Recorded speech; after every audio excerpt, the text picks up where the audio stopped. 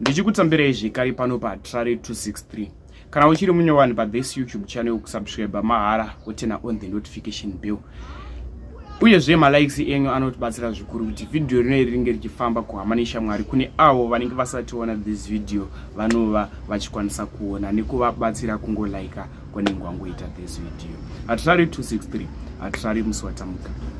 Nyanda nezvomuzora nhasi inyaya yakaitika kugoromonze kumashonaland east ndoko akaitikira chiitiko ichi. Zvokumbura kuti zvita zvatinofunga comment section ndongonyora comment section kuti rest in peace kuna Shorai.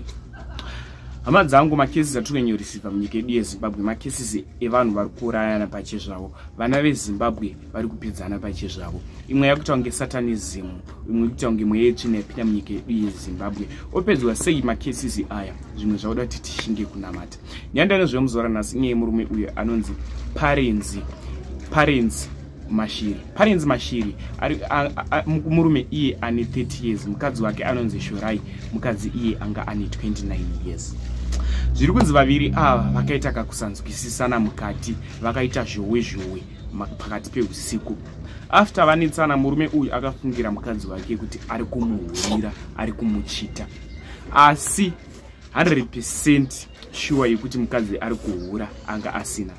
Zviri kunzi murume uyu akarova mukadzi wake chifight chepanzeve chekuseri kwenzeve. Mukadzi uyu akabva awira pasi.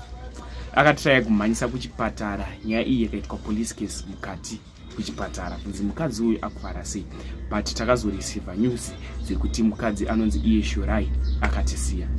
Rest in peace kuna Shorai. Leukama ndati chemene tariro.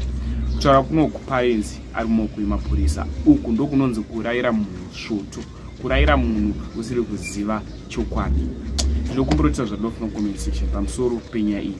Chakafukidza dzimba matega zviri kuitika mudzimba zvakawandisa. Much love.